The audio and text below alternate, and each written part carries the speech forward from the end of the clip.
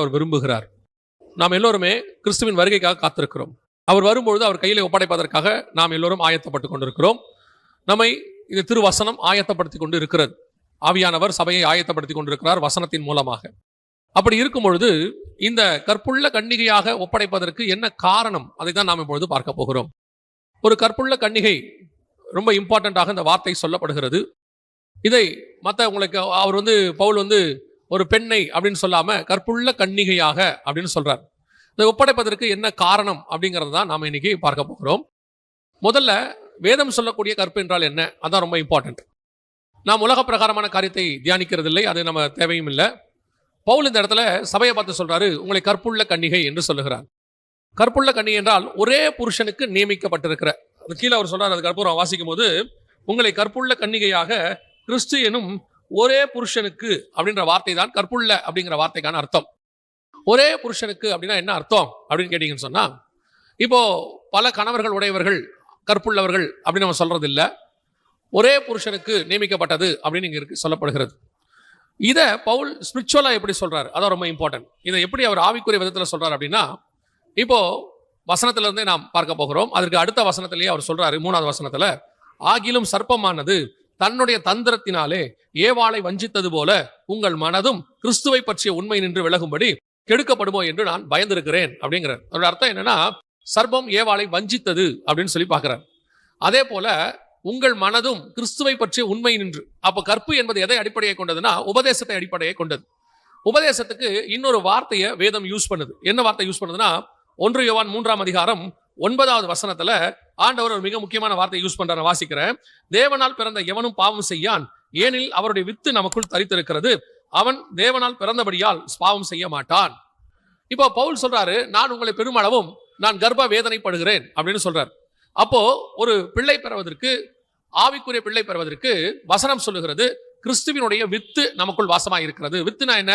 இப்போ ஆண்டவர் படைக்கும் போது, அந்த மரத்தெல்லாம் படைக்கும் போது தங்கள் தங்கள் விதைகளை உடையதான ஜீவ விருட்சத்தை உண்டாக்கினார். தங்கள் விதைகளை உடையதான விருட்சங்கள் அப்படின்னு, அதாவது ரீப்ரொடக்ஷன், அடுத்து உருவாக்கக்கூடியதான் வித்து. அப்போ கிறிஸ்துவினுடைய வித்து நமக்குள் வாசமாக இருக்கிறது, சபைக்குள்ள வாசமாக இருக்கிறது.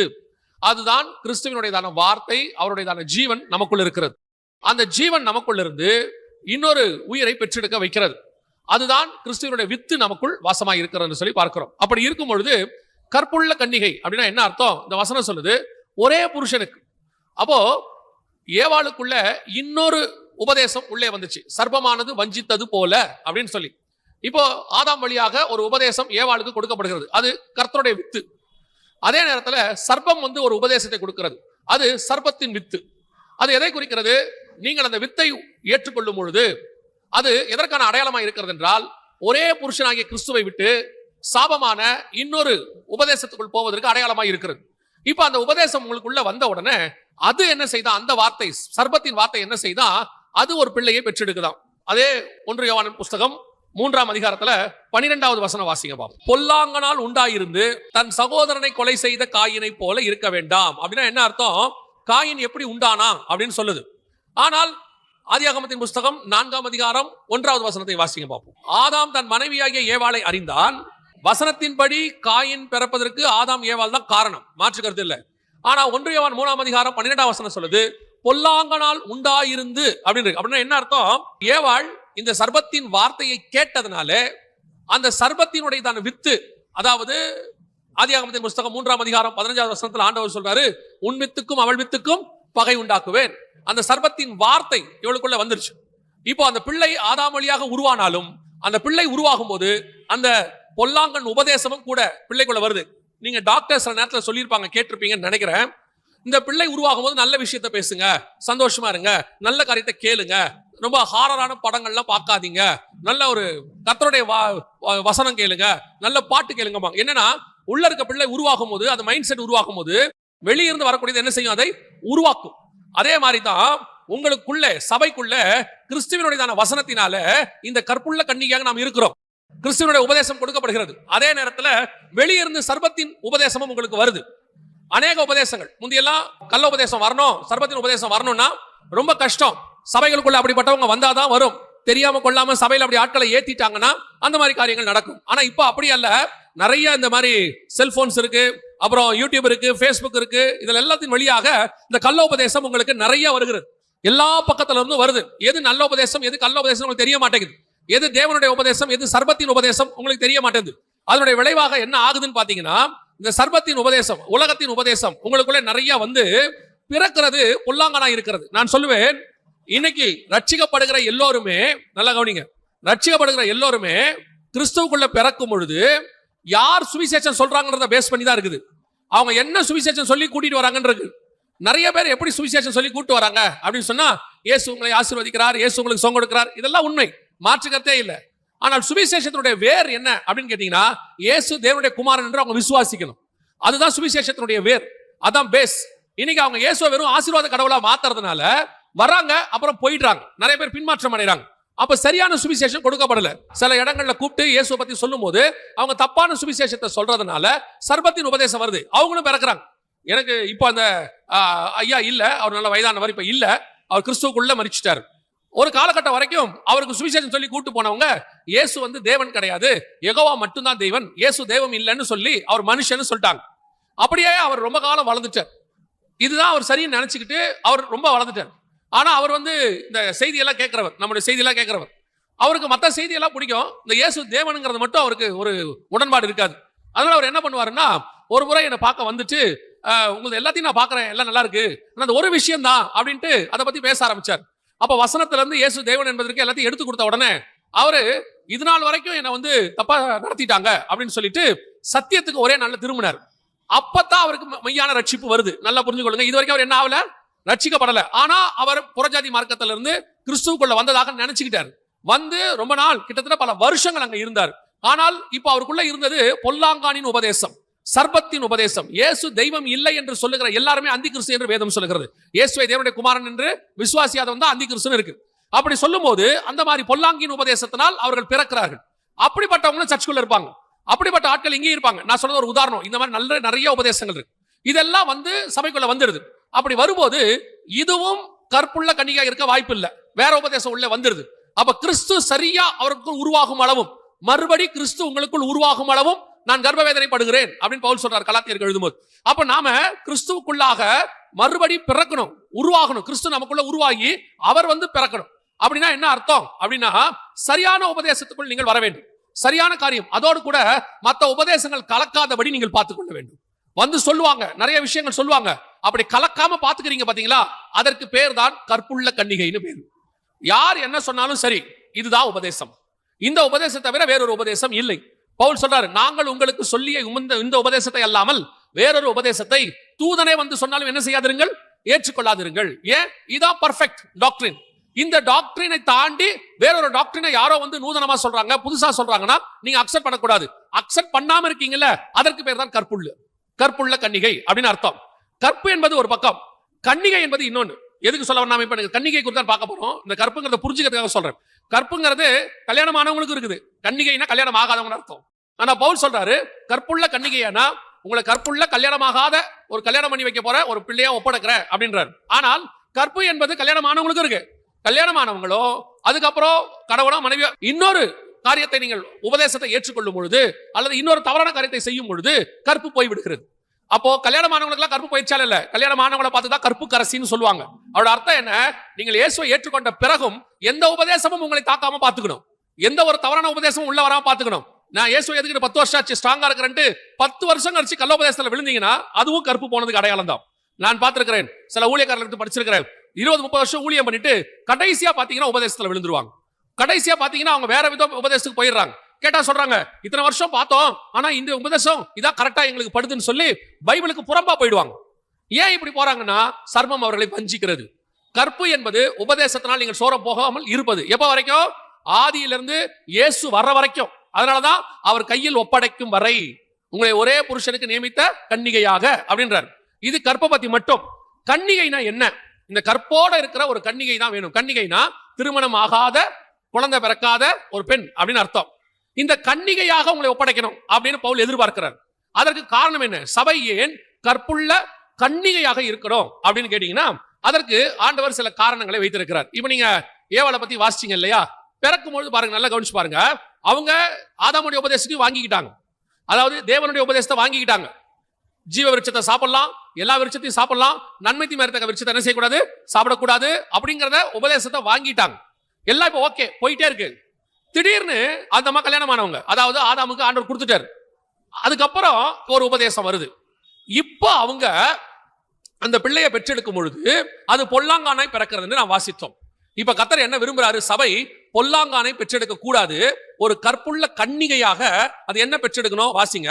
லூக்கா எழுதின சுவிசேஷம் 1ஆம் அதிகாரம் 35வது வசனம் வாசிங்க. தேவதூதன் அவளுக்கு பிரதியுத்தரமாக, பரிசுத்த ஆவி உன்மேல் வரும், உன்னதமானவருடைய பலன் உன்மேல் நிழலிடும், ஆதலால் உன்னிடத்தில் பிறக்கும் பரிசுத்தம் உள்ளது, அது பொல்லாங்கானால் உண்டாயிருந்ததானது. இங்கே பரிசுத்த ஆவியினால் உண்டானது. அது பிசாசினுடைய மகன், இது தேவனுடைய குமாரன். அப்போ கற்புள்ள கன்னிகையாக இப்ப அந்த அம்மா சொல்றாங்க, நான் புருஷனை அறியேனே, இது வரைக்கும் எனக்கு புருஷனை அறியேனே. ஏன் உங்களையும் என்னையும் ஒரு கன்னிகையாக கர்த்தர் வச்சிருக்கிறாரு அப்படின்னா அதோட அர்த்தம் என்னன்னா, நீங்களும் நானும் பரிசுத்தம் உள்ளதை பெற்றெடுக்கும்படி கர்த்தர் உங்களை என்னை வச்சிருக்கிறார். நான் சொல்றது மாம்ச பிரகாரமான பிள்ளை அல்ல. மாம்ச பிரகாரமாய் பிறக்கிற பிள்ளை பரிசுத்தமா இருக்குதா அப்படின்னு கேட்டீங்கன்னா, பிள்ளை பெற்றினாலே ஸ்திரீயானவள் ரட்சிக்கப்படுவாள்னு இருக்கு. இவ யோசிச்சு பாருங்களேன். உங்களுக்கு நான் சொல்றது சபையினுடைய சட்டத்திட்டத்தை சொல்றேன். ஒரு ஊழியக்காரங்களோ அல்லது சொந்தக்காரங்களோ பார்த்து நல்ல ஒரு கிறிஸ்தவ பையனா, ஆவிக்குரிய பையனா திருமணம் பண்ணி வைக்கிறாங்க. நல்ல ஒரு ஆவிக்குரிய கிறிஸ்தவ பிள்ளையா திருமணம் பண்ணி வைக்கிறாங்க. அந்த திருமணத்துக்கு எல்லா பரிசுத்தவான்களும் உங்களை வாழ்த்துறாங்க. இப்போ அதுக்கு பேரே பரிசுத்த விவாகம், அப்படிதானே சொல்றோம், பரிசுத்த விவாகம். ஆனா பிறக்கிற பிள்ளை பரிசுத்தமா பிறகுதா, பாவத்துல பிறகுதா? எப்படி, ஏன் பாவத்துல பிறகுது? பார்த்து வைக்கிறது பரிசுத்தவான்கள் தான் பார்த்து வைக்கிறாங்க. பிறக்கிற பிள்ளையும் பரிசுத்தமா தான் பிறக்கணும், நியாயமா எல்லா பரிசுத்தவானும் ஜெபம் பண்ணி இருக்கிறாங்க. இந்த பிள்ளையும் ரட்சிக்கப்பட்டவர், பையனும் ரட்சிக்கப்பட்டவங்க. அப்படி இருக்கும் பொழுது பிறக்கிற பிள்ளை மட்டும் எப்படி பாவத்துல பிறக்குது? நான் கேட்கறது புரியுதா? அப்ப என்ன அர்த்தம், நாம என்னதான் பரிசுத்தமா இருந்து பிள்ளை பிறந்தாலும் வசனம் சொல்லுது, பிள்ளை பிறக்கும் பொழுது அது மாம்சத்துக்குள்ளாக இருந்து பிறக்குது. அந்த பிள்ளை பரிசுத்தம் உள்ளதா இருந்தாலும் மாம்சத்துக்குள்ள இருக்கு. மாம்சம் என்பது எப்படி இருக்கிறது என்றால் அது உலகத்துக்குரியதா இருக்கு. அதனால நாள் ஆக ஆக பிள்ளை என்னவாயிடுது, பாவம் செய்யற பிள்ளையா மாறிடுது. அப்புறம் ஒரு இடத்துல அந்த பிள்ளைக்கு என்ன தேவைப்படுது, ரட்சிப்பு தேவைப்படுது. அந்த பிள்ளைக்கு ஒரு நாள் பாவ மன்னிப்பு தேவைப்படுது. அதுக்கப்புறம் அந்த பிள்ளை பாவ மன்னிப்புக்குள்ள வந்து பாவத்தை அறிக்கை செய்து அதுக்கப்புறம் பரிசுத்தம் உள்ளதா மாறுது. சரி, அதுக்கப்புறம் அதுக்கு பிள்ளை பிறகுது, அது பரிசுத்தமா இருக்கானா? இல்ல, அதுவும் பாவமா தான் இருக்கு. அப்ப என்ன அர்த்தம், இந்த இடத்துல உனக்குள் பிறக்கிறது பரிசுத்தமாய் உள்ளது அப்படின்னு சொல்றது ஆண்டவர் சொல்றது மாம்ச பிள்ளையே அல்ல. நமக்குள்ள இருந்து பிறக்கிறது பரிசுத்தம் உள்ளதா இருக்கிறது அப்படின்னு சொல்றது ஆவிக்குரிய பிள்ளைய. உங்களது எதுக்காக ஆண்டவர் உங்களை கற்புள்ள கன்னிகையா வச்சிருக்கிறாருன்னா, உங்க மூலமாக நிறைய பரிசுத்தமான ஆவிக்குரிய பிள்ளை பிறக்கணும். இப்ப யோசிச்சு பாருங்க, நீங்க பிள்ளை பிறக்குது, அது அப்புறமா ரட்சிக்கப்பட்டு பரிசுத்தமா மாறுது. ஆனா உங்களுக்கு ஒரு ஆவிக்குரிய பிள்ளை பிறக்குது வச்சுக்கோங்க. நீங்க போய் ஒரு சுவிசேஷம் சொல்றீங்க, சுவிசேஷம் சொன்ன உடனே அவன் கிறிஸ்துவுக்குள் மறுபடி பிறக்கிறான். பிறக்கும் போது அவன் எப்படி பிறக்கிறான், ரட்சிக்கப்பட்டு கிறிஸ்துவுக்குள்ள நீதிமானாய், ரத்தத்தால் கழுவப்பட்டு நீதிமானாய் பரிசுத்தமாய் மாறுறான். அப்ப பிள்ளை பிறக்கும் போது எப்படி பிறக்குது, பரிசுத்தமா பிறக்குது. இப்ப நீங்க சொல்லுவாங்க பொதுவா, இவர் தான் எங்க ஆவிக்குரிய பிள்ளை, இது ஆவிக்குரிய தாய், ஆவிக்குரிய தகப்பன், இவங்க தான் எனக்கு சுவிசேஷம் சொன்னாங்க, இவங்க மூலமா ரட்சிக்கப்பட்டேன். அது உண்மை. ஆனால் உங்களுக்குள்ள கிறிஸ்துவுக்குள்ள பிறக்கிற அந்த பிள்ளை பிறக்கும் போது எப்படி பிறக்குது, சுத்தமா பரிசுத்தமா நீதிமானா கிறிஸ்துவுக்குள்ள பிறக்குது. இதுதான் உனக்குள் பிறக்கிறது பரிசுத்தம் உள்ளதா இருக்கிறது, பரிசுத்த ஆவியினால் உண்டானது, தேவனுடைய குமாரன் எனப்படும். இப்போ நீங்க பிறந்த உடனே நீங்க ஒருத்தருக்கு சுவிசேஷம் சொல்றீங்க, அந்த சுவிசேஷத்தை ஏற்றுக்கொண்டு அவர் கிறிஸ்துவுக்குள்ள வந்த உடனே வசனம் சொல்லுது, ஏற்றுக்கொண்டவர் எத்தனை பேரும் அத்தனை பேரும் பிள்ளைகளாகும்படிக்கு அதிகாரம் கொடுத்தார். யாருக்கு பிள்ளை, தேவனுக்கு பிள்ளை, தேவனுடைய குமாரன் எனப்படும். இப்ப அது என்னவா மாறிடுச்சு, பரிசுத்தமா மாறிடுச்சு. அப்போ நீங்கள் பெற்றெடுக்க வேண்டிய பிள்ளை ஆவிக்குரிய பிள்ளை. மாம்ச பிள்ளை வேணாமா, அது உங்க இஷ்டம், அது கர்த்தர் உங்களுக்கு கொடுக்கிறது, நீங்க கர்த்தர்ட்ட வாங்கிக்கிறது, அது உங்களுக்கும் தேவனுக்கும் உள்ளது. ஆனால் நீங்கள் கண்டிப்பாக பெற வேண்டிய பிள்ளை எது, ஆவிக்குரிய பிள்ளை. சுவிசேஷம் சொல்லி உங்களுக்குள்ள ஆவிக்குரிய பிள்ளைகள் பிறக்கணும், அதுதான் பரிசுத்தம் உள்ளது. இன்னைக்கு ஆவிக்குரிய பிள்ளை பிறக்குதா? முதல்ல நீங்க சுவிசேஷம் சொல்றீங்களா? இன்னைக்கு சபையில சுவிசேஷம் சொல்றதுங்கிறது ஸ்டாப் ஆயிருச்சு. சுவிசேஷத்தை பத்தி கவலைப்படல. ஏன்னு சொன்னா நாம 2 தலைமுறை 3 தலைமுறையா சர்ச்சில் இருக்கோம், சபை நிரம்பி இருக்கிறது, இனிமேல் சபைக்கு ஆத்துமா தேவையில்லைன்னு நீங்க முடிவு பண்ணிட்டீங்க. நான் சொல்றேன், சபைக்கு ஆத்துமா தேவையில்லை, பரலோகத்துக்கு ஆத்துமா தேவை, கிறிஸ்துவுக்கு ஆத்துமா தேவை.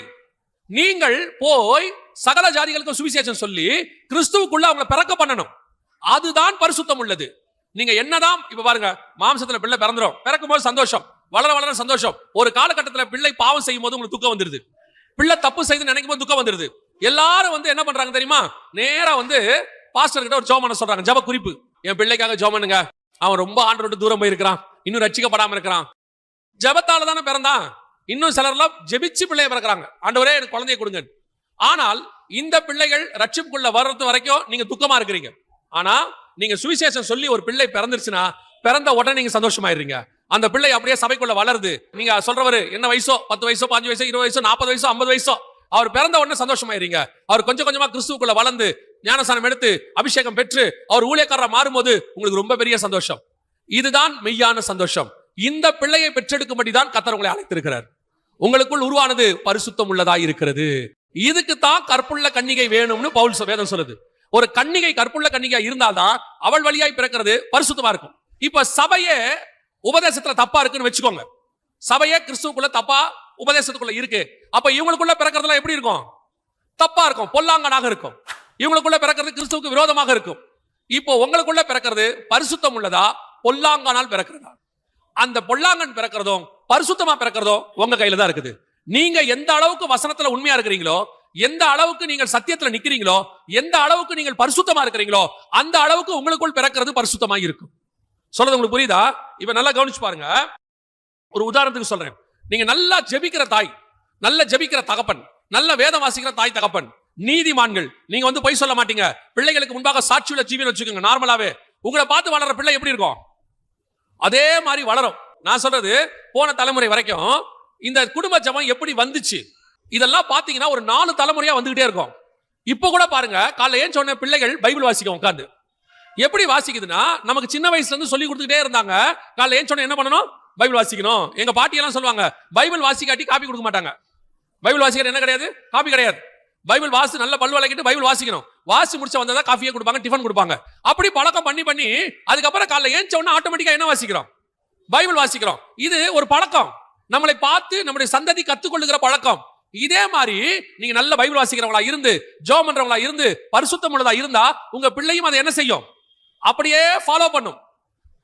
எனக்கு தெரிஞ்சு ஏறக்குறைய ஒரு 150-200 வருஷமா இதை ஃபாலோ பண்ணிட்டு வந்துட்டோம். இந்த ஜெனரேஷன்ல தான் பிறக்கிறது பரிசுத்தமா இல்ல. எனக்கு 2 ஃப்ரெண்ட்ஸ் கொடுத்தாரு ஆண்டவர். அவங்க 2 பேரும் பாத்தீங்கன்னு சொன்னா நல்ல டெய்லி ஜெபம் பண்றவங்க. அவங்களுக்கு இத்தனைக்கு என் வயசு தான். அவங்களும் அப்ப காலேஜ் போறவங்க தான், ஸ்கூல் படிச்சு முடிச்ச நேரம். அவங்க பாத்தீங்கன்னா டெய்லி ஒரு மணி நேரம் ஜெபம் பண்ணுவாங்க. என்ன அவங்க கூப்பிடுவாங்க, டேய் வாடா ஜெபம் பண்ணலாம் வாடான்னு கூப்பிடுவாங்க. அங்க இருந்து சர்ச்சுக்கு போனா அங்க இருக்கிற பாஸ்டர்ஸ், அசிஸ்டன்ட் பாஸ்டர்ஸ் எல்லாம் நல்ல ஜெபம் பண்றவங்க, வேதம் வாசிக்கிறவங்க. அவங்க சொல்லுவாங்க, இந்த தம்பி வா ஜெபம் பண்ணலாம் வா அப்படிம்பாங்க. ஒரு சில பாஸ்டர், தம்பி இந்த செய்தியை கேளு, நல்ல மெசேஜ் இருக்கு கேளும்பாங்க. இது இப்படி ஒரு நல்ல ஸ்பிரிச்சுவல் என்வாயர்மெண்ட். இப்போ எப்படி இருக்குது? இங்க வந்தாலும் இங்க வரும்போது எப்படி இருக்குது? டான்ஸ், பாட்டு, கூத்து ஆகி போச்சு. வீட்டுக்கு போனா யூடியூப், டிவி, சீரியல், சினிமா ஆகி போச்சு. ஒரு ஸ்பிரிச்சுவல் என்வாயர்மெண்ட் கிடையாது, ஒரு ஜெபம் கிடையாது, குடும்ப ஜெபம் கிடையாது. எத்தனை குடும்பங்கள்ல குடும்ப ஜெபம்னு டெய்லி ரெகுலரா நடக்குது. டெய்லி ரெகுலரா 365 நாளும் மற்ற நாள் நடவர பெரும்பான்மையா எங்க வீட்டுல குடும்ப ஜெபம்னு ஒண்ணு உண்டு. எல்லாரும் கூடி வந்து உட்காந்து ஜெபம் பண்ணுவோம் அப்படின்னு கை தூக்க சொன்னா மிஞ்சி போச்சுன்னா ஒரு 10 கை வரும், அதுக்கு மேல வராது. இன்னைக்கு நமக்குள்ள அந்த பரிசுத்தம் உள்ளது பிறக்கிறதுக்கு வழியே இல்ல. நானா இங்க சபையே கரப்டாகி போய் கிடக்கு. நமக்குள்ள இப்ப இருக்கிறதெல்லாம், இங்க டிவி பாக்குறது தப்பு இல்ல, சினிமா பாக்குறது தப்பு இல்ல, மத்த காரியங்கள் செய்யறது தப்பு இல்ல. ஆனா சர்ச்சுக்கு வந்துட்டு போனா போதுங்கிற மைண்ட் செட்டுக்கு நீங்க வந்ததுனால அடுத்த ஜெனரேஷன் பிறக்குது இல்ல, அது பரிசுத்தமா இல்ல. போன ஜெனரேஷன்ல கிறிஸ்தவ கல்யாணங்கள்ல பாட்டு கூட இந்த ஆர்கனை வச்சுதான் போடுவாங்க. இப்ப கிறிஸ்தவ திருமணங்கள்ல எல்லாம் டான்ஸ் ஆடுறான், உட்காந்து சினிமா பாட்டு போட்டு ஆடுறான். போன ஜெனரேஷன்ல வீடுகள்ல ரேடியோல கூட சினிமா பாட்டு கேட்க மாட்டாங்க, கேட்டா பாவம்பாங்க. இன்னைக்கு அது இல்ல. அப்படி இருக்கும்போது உங்களுக்குள்ள பிறக்கிறது எப்படி பரிசுத்தமா இருக்கும்? காரணம் என்ன? அது அவங்க தப்பு இல்ல. பழைய தூக்கி நீங்க எங்க போறீங்க தெரியுமா? நாடு சரியில்லை, ஊரு சரியில்லை, அது சரியில்லை. நான் சொல்றேன், நீங்க சரியில்லை. நீங்கள் பிள்ளைகளுக்கு முன்பாக சாட்சியாய் நின்று இருக்கணும். உங்களை உங்க பிள்ளைகள் பார்த்திருக்கணும். உங்க பிள்ளைகளை என்னைக்காவது ஜெபத்துல உட்கார வச்சீங்களா? உங்க பிள்ளைகளை ஜெபத்துல உட்கார வைக்கிறத விட நீங்க அதிகம் சொன்னது என்ன தெரியுமா? புக் எடுத்து படி, எக்ஸாம் வருது, 10th exam, public exam, 12th exam, நீட்டுக்கு படி, அதை படி. என்னைக்காவது பைபிள் படின்னு சொன்னீங்களா? நாளைக்கு பிள்ளை டாக்டர் ஆயிடுது, இன்ஜினியர் ஆயிடுது, ஆனா கெட்டு போய் நிக்குது, கர்த்தரை விட்டு தூரம் போய் நிக்குது. பணம் இருக்கு, வீடு இருக்கு, ஆனா குடும்பம் இல்ல, டிவோர்ஸ் ஆகி நிக்குது. கிறிஸ்தவ குடும்பங்கள்ல ஏன் இப்படி டிவோர்ஸ் வந்து தெரியுமா? போன தலைமுறையில நீங்கள் அந்த பிள்ளைகளை பரிசுத்தம் உள்ளதாய் பெற்றெடுக்கவில்லை. உங்களுக்குள் பிறந்தது பரிசுத்தமா இல்லை. நீங்கள் நமக்கு முன்னாடி உள்ளவங்க சொல்லி கொடுத்தாங்க, அதை கரெக்டா போன ஜெனரேஷன் வரைக்கும் ஃபாலோ பண்ணோம். நம்ம அந்த பயம் இருந்துச்சு, தேவ பயம். இப்ப தேவ பயமே கிடையாது, சர்ச்சுக்கு கிடையாது, தேவ பயம் கிடையாது. அதனுடைய விளைவு என்ன? சபை பொல்லாங்கனை பெற்றெடுக்கிறது. யோசிச்சு பாருங்க, சபைக்குள்ள வாலிப பையன் உள்ள வந்து சண்டை போடுறான். கெட்ட வார்த்தை பேசுறான், உன் பையன் கெட்ட வார்த்தை எப்படி பேசுறான், எப்படி வந்துச்சு, அதை பத்தி உங்களுக்கு கொஞ்சமாவது வாதம் இருக்கா? மனசுல இருக்காது. இது எல்லாத்துக்கும் என்ன எங்க இருக்கு காரணம்? அவன் என்ன ஒரு நாள்ல கெட்டு போனானா? இல்ல. விதைக்க வேண்டிய விதையை சரியா விதைக்கல, வளர்க்க வேண்டிய முறையை சரியா வளர்க்கல. அவனை நீங்க உட்கார வைக்கிற நாள்ல பைபிளுக்கு நேரா உட்கார வைக்கல, ஜெபிக்க வேண்டிய நேரத்துல ஒழுங்கா ஜெபிக்க வைக்கல, குடும்ப ஜெபம் இல்ல, வேத வாசிப்பு இல்ல. ஒரு ஜெனரேஷன் முடிஞ்சிருச்சு. இப்பவும் சொல்றேன், கர்த்தர் சபையை ஒரு கன்னிகையாக, பரிசுத்தம் உள்ளதை பெற்றெடுக்கிற கன்னிகையாக எதிர்பார்க்கிறார். அடுத்த ஜெனரேஷன் ஆவது ஒழுங்கா பிறக்கணும். வருக தாமதிச்சா இப்பவாவது தீர்மானம் எடுங்க. இப்போ ஒண்ணும் கெட்டு போகல, இப்ப தீர்மானம் எடுங்க, உட்கார வைங்க. இன்னைக்கு பிறக்கிறது கற்புள்ளது அல்ல, பிறக்கிறது பரிசுத்தம் உள்ளது அல்ல. அதான் இங்க நடந்துட்டு இருக்குது. உங்க இடத்துல கர்த்தர் எதிர்பார்க்கிற முதலாவது விஷயம் என்ன அப்படின்னு கேட்டீங்கன்னா, ஏன் உங்களை கன்னிகையா கர்த்தர் எதிர்பார்க்கிறார்னா, உங்கள் மூலமாக பரிசுத்தம் உள்ளதை பிறக்க வைக்க விரும்புகிறார். அந்த பரிசுத்தம் உள்ளதுதான் தேவனுடைய குமாரனாய் மாறும். அதுக்கு தான் கர்த்தர் சொல்றார். இரண்டாவது, உங்களை ஏன் ஒரு கன்னிகையா கர்த்தர் எதிர்பார்க்கிறார்? வாசிங்க 1 ராஜாக்களின் புஸ்தகம் 1ஆம் அதிகாரம் 2வது வசனம் வாசி. கன்னியாகிய ஒரு சிறு பெண்ணை ராஜாவாகிய எங்கள் ஆண்டவனுக்கு தேடுவோம் என்று சொல்லி.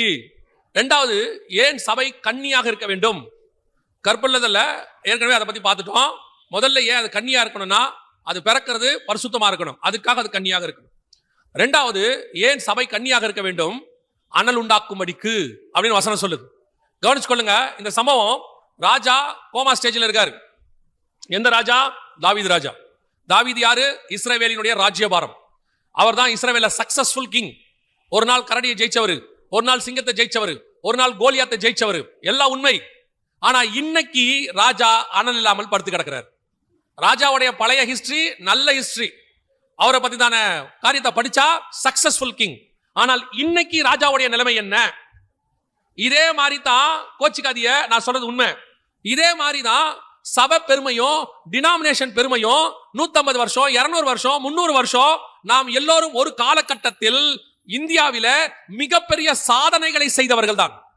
இந்தியாவில் இருக்கக்கூடியதான அது கல்வியாக இருக்கட்டும், அல்லது மெடிசனாக இருக்கட்டும், அல்லது ஸ்பிரிச்சுவாலிட்டியாக இருக்கட்டும், எல்லாத்துக்கும் நாம தான் ஒரு காலத்துல அஸ்திவாரம். அதுல மாற்றுக்கிறதே இல்லை. ஆனா இன்னைக்கு திருச்சபையின் நிலைமை என்ன? அவர் அந்த காலத்துல ராஜா, இப்ப அனல் இல்லாம படுத்து கிடக்கிறாரு. எழுப்புறதுக்கு வழி கிடையாது. எத்தனை போர்வை போட்டு மூடினாலும் எழுந்திருக்கலையாமா. அதோட அர்த்தம் என்ன? அவர் அனலே உண்டாக்க முடியல. சபையினுடைய வேலை என்ன? நீங்க வந்துட்டு போகும்போது உங்களுக்குள்ள ஏதாவது ஒரு ஆவிக்குரிய மாற்றம் வந்திருக்கணும். அதுக்கு தான் சர்ச். இப்போ ஒரு பிள்ளைய ஸ்கூலுக்கு அனுப்புறீங்க, அனுப்பிட்டு அவன் போயிட்டு வந்தோடனே முந்தி எல்லாம் கேட்பாங்க, ஸ்கூல் போயிட்டு வந்தோடனே டீச்சர் இன்னைக்கு என்னப்பா சொல்லி கொடுத்தாங்க அப்படின்னு கேட்பாங்க. உடனே அவங்க சொல்லுவாங்க, இன்னைக்கு இதெல்லாம் எடுத்தாங்க அப்படின்னு சொல்லுவாங்க.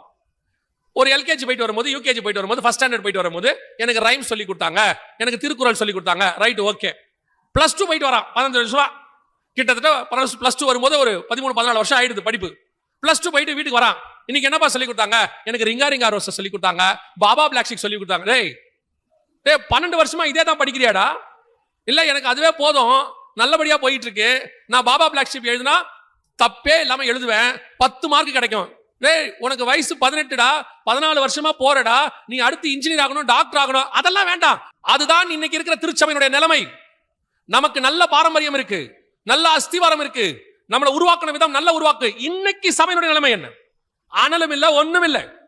இன்னைக்கு சபை யோசிச்சு பாருங்க, ஒரு 150 வருஷமா 100 வருஷமா இருக்கிற ஒரு ஆர்கனைசேஷன் இந்தியாவையே பிடிச்சிருக்கு.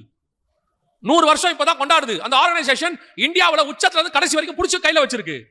ஒரு 50 வருஷம் நடத்துற வியாபாரம் இந்தியாவுடைய பொருளாதாரத்தை தன் கையில வச்சிருக்கு. நீங்க நானும் இந்தியாவை கையில வைக்க வேண்டாம். என்ன வளமா? இந்த அனலை உண்டாக்கக்கூடிய ஒரு சிறு கன்னிகை, ஒரு சின்ன கன்னிகை வேணும், ஒரு சின்ன பெண் வேணும். அந்த பெண் எப்படி இருக்கணும்? கன்னிகையாக இருக்கணும். அவளை கொண்டுதான் அனலை கொண்டு வர முடியும். ஏங்க கன்னிகை இல்லாத பெண்ணை கொண்டு வர முடியாதா? முடியாது. ராஜாவுக்கு ஏற்கனவே நிறைய மனைவி இருக்கு, பத்சேபாள் இருக்கு, மீகால் இருக்கு, அபிகாயில் இருக்கு, நிறைய பேர் இருக்காங்க. ஆனா இவங்களால ராஜாவுக்கு அனல் உண்டாக்க முடியாது. ராஜாவுக்கு அனல் உண்டாக்குற இன்னும் ஒரு சிறு பெண் தேவைப்படுகிறது. அந்த சிறு பெண் நீங்களும் நானுமாகத்தான் இருக்கணும். எலியா சொல்றாரு, ஆண்டவரே எல்லாரும் பாகாலுக்கு முன்பாக முழங்கால் படிட்டாங்க, எல்லாரும் அவனை முத்தம் பண்ணிட்டாங்க அப்படிங்கிறாரு. ஒபதியா சொல்றாரு, 50 பேரா கெபில நான் தீர்க்கதரிசிகளை வச்சிருக்கிறேன். இந்த 400 தீர்க்கதரிசி யாரு?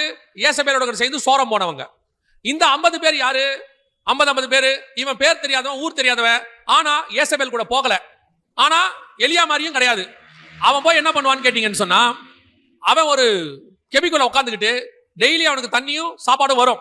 சாப்பிட்டுட்டு நம்ம உண்டு, நம்ம வேலை உண்டு. ஏன்பா கெபில உட்கார்ந்திருக்கியே, தேசத்துல இவ்வளவு பெரிய அக்கிரமம் நடக்குது, இயேசபேல் இவ்வளவு பெரிய பிரச்சனையை பண்றாளே, நீ கொஞ்சம் கேட்க கூடாதா? நமக்கு எதுக்குங்க வம்பு? நம்ம வந்தோமா, உபதியா சாப்பாடு கொடுக்குறாப்லையா, சாப்பிட்டோமா, ஜோம் பண்ணோமா, பைபிள் வாசித்தோமா, நம்ம பாட்டு இருக்க வேண்டியதானே. எதுக்கு? ஆண்டவர் தான் இந்த கெபியை கொடுத்திருக்கிறார், ஆண்டவர் தான் உபதியாவை ஏற்பாடு பண்ணியிருக்கிறார். ஆண்டவர் கேட்கிறாரு, இவனால ஒரு பிரயோஜனமும் கிடையாது, இவனை வச்சு ஒரு எழுப்புதலும் கொண்டு வர முடியாது, இது வேஸ்ட். ஆனா என்ன, இது இயேசபேல் மாதிரி மோசமா இல்ல, இயேசபேல் பந்தியில சாப்பிட்ட அந்த தீர்க்கதரிசிகள் மாதிரி மோசமான தீர்க்கதரிசி இல்ல, இது கொஞ்சம் பரவாயில்ல, பெஸ்ட். அந்த இடத்துல தான் நீங்களும் நானும் இருக்கிறோம். அந்த இடத்துல தான் சபை இருக்குது. இந்த சபை எல்லாரோடையும் போய் பாவம் செய்யாது, உலகத்துக்கு ஒத்த வேஷம் தரிக்காது. ஆனா அதே நேரத்துல இந்த சபையை வச்சு ஒண்ணும் பண்ணவும் முடியாது, எந்த எழுப்புதலும் வராது. ஆனால் கர்த்தர் போஷிக்கிறார், ஆசீர்வதிக்கிறார், எல்லா ஆசீர்வாதமும் இருக்கு. ஆனா கர்த்தருக்கு தேவை யார் தெரியுமா? ஒரு எலியா தேவைப்படுகிறது. அவன் ஒருத்தன் தான் அக்கினியை இறக்குகிறவன், அந்த ஒருத்தன் தான் இப்ப தேவைப்படுகிறார். அந்த சிறு பெண் தேவைப்படுகிறது, அவள் தான் அனல் உண்டாக்கக்கூடியவள். அந்த கூட்டமாய் நீங்கள் இருந்தால்தான் நீங்கள் மேகத்தில் எடுத்துக்கொள்ளப்படுகிற கூட்டத்தில் இருப்பீர்கள். இல்லை என்றால் ஒரு நாள் காணாமல் போயிருவீங்க, என்ன ஆச்சுன்னு தெரியாது. இன்னைக்கு எஸ்தரை பார்த்து மொர்தெகாய் சொல்வாரு, இது கிரியை செய்ய வேண்டிய காலம், இன்று நீ சும்மா இருந்தால் குற்றம் நாளை உன்மேல் சுமரும். சபை கிரியை செய்ய வேண்டிய இடத்துல இருக்கே. நான் ஏன் சர்ச்சு ஓகே, நாங்க கரெக்டா வருஷத்துக்கு ஒரு தடவை 3 நாள் பண்டிகை கொண்டாடணும், நாங்க நல்லா இருக்கோம், கர்த்தர் ஆசீர்வதிக்கிறாரு, வியாபாரத்தை ஆசீர்வதிக்கிறாரு, பெண் பிள்ளைகளுக்கு கல்யாணம் பண்ணி வச்சோம், 3 தலைமுறை இருக்கிறோம், எங்களுக்கு ஒரு கவலையும் இல்லை, உங்களுக்கு ஒரு கவலையும் இல்லை, நீங்கள் கெபிக்குள் உட்கார்ந்து சாப்பிடுகிறவர்கள். ஆனால் உங்களால் தேவனுக்கு என்ன பிரயோஜனம்? இல்லைங்க, நாங்க தசமா காணிக்கைலாம் கொடுத்துறோம், அதெல்லாம் கர்த்தர் உங்களுக்கு கொடுத்ததுல நீங்க திருப்பி தரீங்க. உங்களால் கர்த்தருக்கு என்ன பிரயோஜனம்? அந்த சிறு பெண் யார்? அந்த அனல் உண்டாக்கக்கூடியது யார்? நம்மளை பார்த்து என்ன சொல்றான்? கொஞ்சம் யோசிச்சு பாருங்க, உங்களுக்கு ஏதாவது தோணுதா பாருங்க. நாம கிட்டத்தட்ட 1700 இருந்து இங்க இருக்கோம், இந்தியாவில் இருக்கிறோம். மார்ட்டின் லூத்தர் 1540, நம்ம 1700 இங்க வந்துட்டோம். 1700களுக்கு மேல நம்ம இங்க இருக்கிறோம். கிட்டத்தட்ட 200 வருஷத்துக்கு மேல, 250 வருஷத்துக்கு 300 வருஷமா இங்க இருக்கோம். இந்த 300 வருஷமா இருக்கிற நம்மள நம்ம என்ன பண்ணிட்டு இருக்கோம்? இங்க என்ன நடக்குது? நம்மளை வச்சு என்ன என்ன என்ன நடக்குது? யோசிச்சு பாருங்களேன். ஏதாவது ஒண்ணு நம்மளை கொண்டு ஏதாவது ஒண்ணு இருக்கா? இந்த கெபில இருக்கிற 50 பேர் மாதிரி தான் இருக்கோம். நம்ம அப்படியே இருக்கோம், எந்த விதமான மாற்றம் இல்லை, அப்படியே ஒரு மாதிரி செட்டில்டு. கேட்டா நாங்க இந்தியா முழுக்க இருக்கோம், நாங்க இங்க சிஎஸ்ஐ, அங்க சிஎன்ஐ, நாங்க இந்தியா முழுக்க இருக்கோம், உலகம் முழுக்க இருக்கோம், புரோட்டஸ்டன்ட்ஸ் இருக்கோம். என்ன நம்மளால ஒரு அனல் உண்டாக்க முடியுதா? நம்ம தான் செய்யணும், நம்ம செய்யாம வேற யாராலையும் செய்ய முடியாது. இவ்வளவு பெரிய பாரம்பரியத்தில் இருக்கிற நீங்கள் நானும் கிறிஸ்துவுக்காக எழும்பினால் இந்த தேசம் கிறிஸ்துவனுடைய தேசமாக, கிறிஸ்துவை அறிகிற தேசமாக மாறிடும். You want to act. ஒரு சாட்டிஸ்பாக்சன் இருக்கு, ஒரு டைல்யூஷன் இருக்கு, ஒரு சேச்சுரேஷன் லெவல் குறைஞ்சு போன, ஆக்சிஜன் லெவல் குறைஞ்சு போன லெவல்ல இருக்கிறோம். எங்கேயோ நடக்கிற சோதோமின் பாவத்துக்கு மம்ரையில உட்கார்ந்துட்டு ஒருத்தன் ஜெபம் பண்றான், ஆண்டவரே அங்க நீதிமன்றம் அழிச்சிடாதீங்கப்பா அப்படின்னு. எங்கேயோ இருக்கிற மாசிடோனியாவுக்கு இங்க இருக்கிற பவுலை கூட்டிட்டு போறாங்க, எங்கேயோ இருக்கிற கொர்நேலியஸ் வீட்டுக்கு பேதுருவை கூட்டிட்டு போறாங்க. ஆனா உங்களுக்கு இந்த நீங்க இருக்கிற இந்த பட்டணத்தின் மேலே இல்லையே, ஒரு பாரம் இல்லையே. ஏதோ நம்ம அழகா வர்றது, நல்ல ஜாலியா சபையில உட்கார்றது, 1.5 மணி நேரம் முடிக்கிறது, போயிட்டே இருக்கிறது. என்ன பிரயோஜனம்?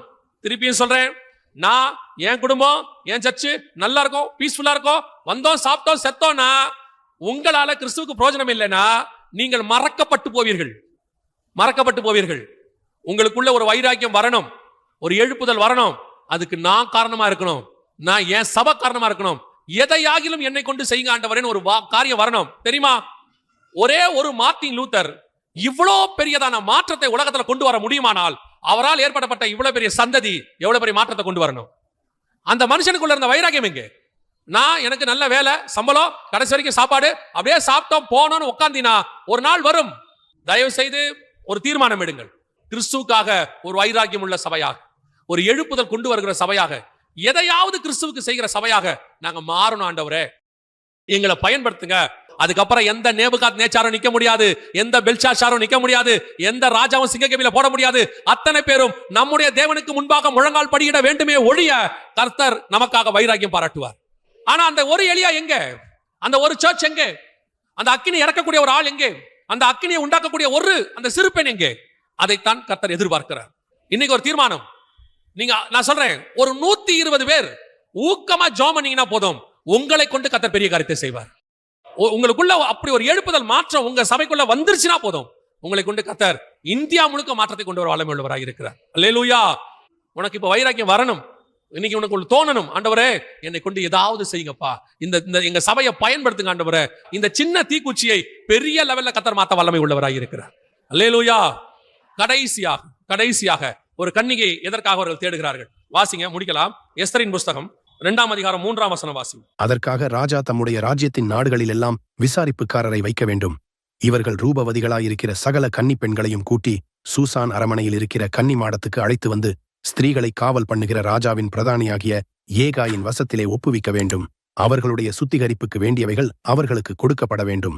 இந்த எஸ்தரை ஏன் அவர்கள் கன்னிகையாக கொண்டு வர வேண்டும்? எஸ்தர் ஏன் அங்கே கொண்டு வரப்படுகிறாள்? ஏன் கொண்டு வந்து ஒருத்தங்கிட்ட ஒப்படைச்சு, ஏகா கிட்ட ஒப்படைச்சு, அவளை பரிசுத்தமாக்கி சுத்திகரிச்சு எல்லா காரியத்தையும் செஞ்சு, அதோட கூட அவளுக்கு 12 மாசம் சுத்திகரிப்பு பண்ணி, அவ கேட்கறதெல்லாம் கொடுத்து ராஜாவுடைய அரண்மனைக்கு அனுப்பி அவளை ராஜகுமாரத்தியா ஏன் மாத்துறாங்க? அந்த அளவுக்கு தேவன் கொண்டு வருவதற்கான நோக்கம் என்ன? இந்த கன்னி பெண்ணை ஏன் ராஜாவுக்கு கொடுக்க வேண்டும் என்று சொன்னால், எஸ்தரை கொண்டு வந்ததுக்கு பின்னால் தேவனுக்கு ஒரு பெரிய திட்டம் இருக்கு. தேவனுக்கு ஒரு பெரிய திட்டம் இருக்கு. என்ன திட்டம்? ஒரு நாள் எஸ்தருக்கு என்ன கிடைக்குதுன்னு மட்டும் பாருங்க. வாசிங்க, 8ஆம் அதிகாரம் 4வது வசனம் வாசிங்க. அப்பொழுது ராஜா ஒரு செங்கோலை யாருக்கு நீட்டினான்? எஸ்தருக்கு நீட்டினான். அந்த செங்கோலை எஸ்தர் பிடிச்சானா அவளுக்கு என்ன நடக்கும் தெரியுமா? 8வது வசனம் வாசிங்க. இப்போதும் உங்களுக்கு இஷ்டமானபடி நீங்கள் ராஜாவின் நாமத்தினால் யூதருக்காக எழுதி ராஜாவின் மோதிரத்தினால் முத்திரை போடுங்கள். இந்த ராஜாவின் நாமம்ங்கிறதா இயேசுவின் நாமம். இந்த ராஜாவின் முத்திரைங்கிறதா பரிசுத்த ஆவியாகிய முத்திரை. இந்த எஸ்தர் ஏன் ராஜகுமாரத்தியாய் மாற்றப்பட்டாள்? இப்ப உங்களை என்னையும் ராஜாக்களும் ஆசாரியருமாய் கர்த்தர் அழைத்திருக்கிறார். வெளிப்படுத்தல் 1:6 சொல்லுது. சோ உங்களை என்னையும் ராஜாக்களும் ஆசாரியருமா அழைச்சிட்டார். ஏன் கர்த்தர் உங்களை வேறு விரிச்சு ஒரு கன்னிகை உள்ள சபையாக கொண்டு வந்து இன்னைக்கு ராஜா கிட்ட ஒப்படைச்சிருக்கார் தெரியுமா? முதலாவது, உன் மூலமாய் பரிசுத்தம் உள்ளது பிறக்க வேண்டும். 2வது, உன் மூலமாய் ஒரு மிகப்பெரிய எழுப்புதல் இந்த தேசத்தில் ஏற்பட வேண்டும். 3வது, கர்த்தர் அப்படிப்பட்ட சபையின் கையில, அப்படிப்பட்ட ஊழியர்கள் கையில கர்த்தர் ஒரு அத்தாரிட்டியை கொடுக்க விரும்புகிறார். என்ன விரும்புகிறார்? ஒரு அத்தாரிட்டி, ஒரு அதிகாரம். அந்த அதிகாரம் எதுக்கு தெரியுமா? இந்த தேசத்தில் உள்ள எல்லா ஜனங்களையும் காப்பாற்றுவதற்காக. ஒரு மிகப்பெரிய பேரழிவு நடக்க போது, அந்த பேரழிவுல அந்த ஜனங்களை காப்பாத்துறதுக்கு அவளுக்கு ஒரு அதிகாரம் வேணும். யாருக்கு வேணும்? எஸ்தருக்கு வேணும். உனக்கு இஷ்டமானபடி செய். அப்ப அவ இஷ்டமானி தன்னுடைய ஜனங்களை காப்பாத்தணும்னா அதுக்கு எஸ்தர் முதலாவது ராஜாவுடைய அரண்மனைக்கு போய் ராஜா கிட்ட நல்ல பேர் வாங்கி ராஜா பக்கத்துல உட்கார்ந்து அவருக்கு பிரியமா நடந்துவிடும். இது நடந்தாதான் இது நடக்கும். அப்படி ராஜாவுக்கு பிரியமா நடக்கணும்னா எஸ்தர் கன்னியா இருந்தாதான் அந்த அரண்மனைக்கு வர முடியும். எஸ்தர் கல்யாணமானவளா இருந்தானா வர முடியாது. நான் சொல்ல உங்களுக்கு புரியுதா? அப்போ கிறிஸ்துவுக்குள்ள நீங்கள் பரிசுத்தம் உள்ளதாக, கிறிஸ்துவுக்கென்று வைராக்கியம் உள்ள சாட்சியாக நீங்கள் நிற்கும் பொழுது ஆண்டவர் உங்களை ராஜாக்களும் ஆசாரியருமாய் அழைத்தது மட்டுமல்ல, உங்களை கொண்டு தனக்கு இஷ்டமானதை செய்ய கர்த்தர் விரும்புகிறார். அந்த அதிகாரத்தை உங்கள் கையில கொடுக்க விரும்புகிறார். செங்கோலையும் கொடுக்க விரும்புறாராம், முத்திரை மோதிரத்தையும் கொடுக்க விரும்புறாராம். அந்த மோதிரத்தை யோசேப்பு கையில போட்டாச்சுன்னு சொன்னா சமஸ்த எகிப்தும் யோசேப்புக்கு முன்பாக பணிய வேண்டும். இந்த மோதிரத்தை மொர்தெகாய் போட்டாச்சுன்னா 127 நாட்டுக்கும் மொர்தெகாய் சொல்றதுதான் சட்டம். அந்த பரிசுத்த ஆவியாகிய முத்திரை உங்கள் மேலும் என் மேல் இருக்கிறதுனால, என் நாமத்தினால நீங்கள் பிசாசுகளை துரத்துவீர்கள், என் நாமத்தினால வியாதியஸ் மேல் கரங்களை வைப்பீர்கள், என் நாமத்தினால எதை கேட்டாலும் தருவேன். இதுதான் கர்த்தர் கொடுக்கிற அதிகாரம். இந்த அதிகாரத்தை வாங்கணும்னா சபை எப்படி இருக்கணும்? கன்னிகை உள்ள சபையாக இருக்கணும். இன்னைக்கு கர்த்தர் அதிகாரத்தை கையில வச்சிருக்கிறார். கர்த்தர் வல்லமையா பயன்படுத்த விரும்புகிறார். கர்த்தருக்கு தேவை அந்த வல்லமையாய் பயன்படக்கூடிய ஒரு பாத்திரம். கர்த்தருக்கு என்று எழுப்பி பிரகாசிக்கக்கூடிய ஒரு பாத்திரம் வேணும். அதுக்கு தன்னை சுத்திகரிக்க ஒப்பு கொடுத்து கன்னிகையா வச்சுக்கிட்டு கர்த்தருக்காக காத்திருக்கிற ஒரு கற்புள்ள கன்னிகை ஆண்டவருக்கு தேவைப்படுது. உன்னை ஆண்டவர், நான் சொல்றது மாம்ச பிரகாரமா இல்ல, ஆவிக்குரிய விதத்துல. எந்த உபதேச கலப்படம் இல்லாம கர்த்தருடைய விஷன் என்னவோ அதான் என் விஷன். கர்த்தர் என்ன விரும்புறாரோ அதான் நான் செய்வேன். கர்த்தர் எங்க போக சொல்றாரோ அதான் இயேசு சொல்றாரு, என் பிதாவின் சித்தத்தையே நான் செய்கிறபடினால். பிதா என்ன பண்ணிட்டாராம்? எல்லா அதிகாரத்தையும் இயேசு கையில ஒப்படைச்சிட்டாராம். யோவான் 13 சொல்லுது. அதே மாதிரி தான் நீங்கள் பிதாவின் சித்தத்தையே செய்கிறவங்க நாம மாறிட்டோம்னா, இயேசுவின் சித்தத்தையே நாம செய்கிறவங்களா மாறிட்டோம்னா சகல அதிகாரத்தையும் இயேசு நம் கையில் கொடுப்பதற்கு தயாராக இருக்கிறார். என் நாமத்தினாலே நீங்கள் என்ன வேணாலும் செய்யலாம். அது கர்த்தர் கொடுக்கிற அதிகாரம். ஆனா அதை வாங்குற இடத்துல சபை இருக்குதா? சபை இன்னைக்கு அந்த தாட் இருக்குதா? எஸ்தர்ட்ட போய் அவங்க கேட்கறாங்க, உனக்கு என்ன வேணும் எஸ்தர்? எல்லாம் வாங்கிக்க, எனக்கு ஒண்ணு வேணான்ட்டா. எஸ்தர் என்ன சொல்லிட்டாங்க? எனக்கு ஒண்ணு வேணாம், இந்த ஏகா என்ன கொடுக்குறாரோ அதை மட்டும் கொடுக்க சொல்லுங்க, எனக்கு வேற ஒன்றும் ஸ்பெஷலா வேணாம். என்ன கூட இருக்கிற பெண்கள்லாம் சொல்லிருப்பாங்க எஸ்தரை பார்த்து, பைத்தியக்காரி மாதிரி பேசுற, என்ன கேட்டாலும் தருவாங்க எஸ்தர், கேளு, ஜாலியா கேளு. அவசனா ஒண்ணு வேணாம், போய் எஸ்தர்ட்ட ஏகாட்ட சொல்லுங்க, அவர் என்ன கொடுக்குறாரு கொடுத்தாரு சொல்லுங்க. அப்புறம் இது முடிஞ்சிருச்சு. அப்புறம் ராஜா கூப்பிட்டு கேட்கிறார் எஸ்தர், எஸ்தர் உனக்கு என்ன வேணும் கேளு, ராஜ்யத்தில் பாதி கட்டாலும் தரேன். அதெல்லாம் வேணாம் ராஜா, விட்டுருங்க. என்னடா அது, ராஜ்யத்துல பாதி கட்டாலும் வேணான்றாலே, அதுவும் முடிஞ்சிருச்சு. அடுத்த தடவை ஒரு தடவை எஸ்தரை பார்க்கும்போது ராஜா சொல்றாரு, செங்கோல் நீட்டி, உனக்கு என்ன வேணும் எஸ்தர்? அதே வசனத்துல அங்க இருக்கு, ராஜாவின் சமூகத்துல அவர் கேட்கிறாரு, உனக்கு என்ன வேணும் எஸ்தர்? தேசத்தில் பாதி கட்டால் நான் உனக்கு என்ன செய்வேன்? தருவேன் அப்படின்னு சொல்றாரு. இப்பவும் சொல்லிட்டா அதெல்லாம் வேண்டாம் ஆண்டவர். அதெல்லாம் வேணாம் ராஜா. அப்ப என்னதான் எஸ்தர் வேணும்? அவ சொல்றா, அந்த செங்கோலையும் முத்திரமோத்தையும் என்கிட்ட கொடுத்துருங்க, நான் என் ஜனங்களை காப்பாத்திக்கிறேன். இந்த ராஜ்யத்துல 127 நாட்டுக்கு நான் ராணியா உட்கார்ந்துருக்கிறேன், இருந்துட்டு போட்டோம். ஆனா 127 நாட்டிலையும் என் ஜனங்கள் சாக போறாங்க, அவர்களை நான் மீட்க வேண்டும். எனக்கு தேவை அந்த செங்கோலும் முத்திரை மோதிரம்.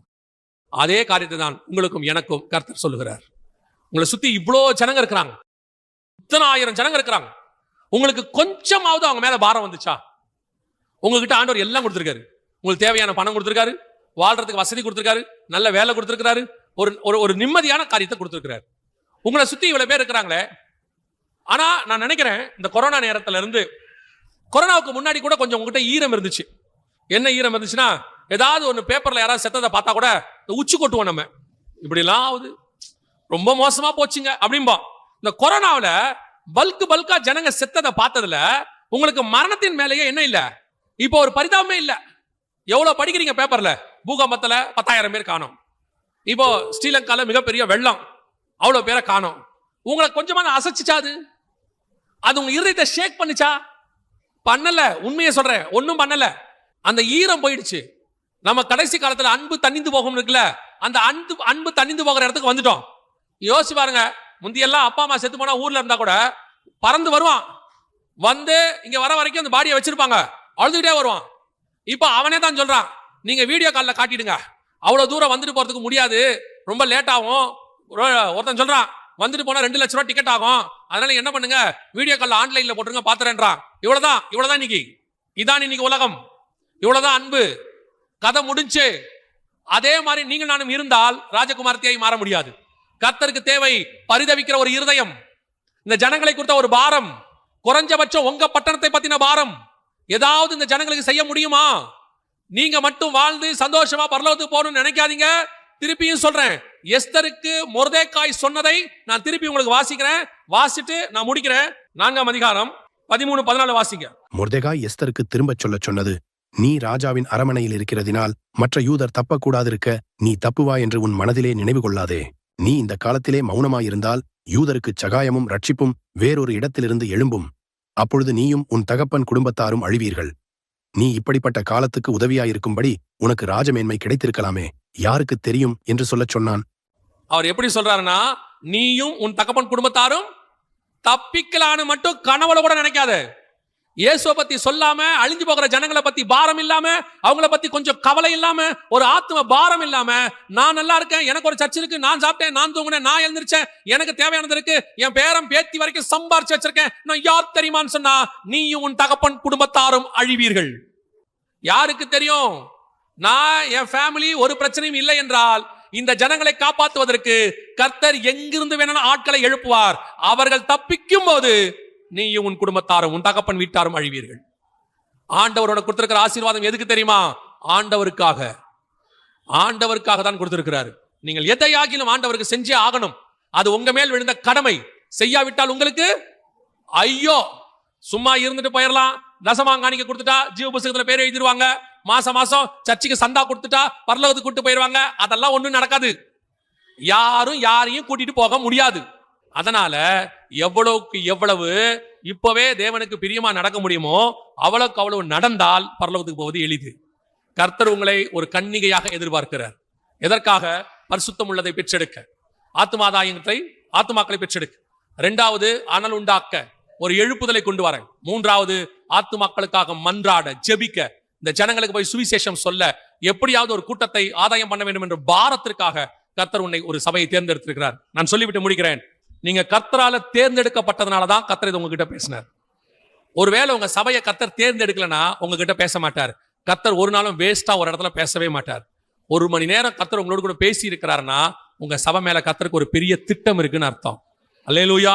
இங்க இருக்கிறவங்களை கொண்டு கர்த்தர் பயன்படுத்த விரும்புகிறார். நம்மளை பார்த்து இந்தியாவே மீண்டும் எழுப்புதலுக்குள்ள வரணும்.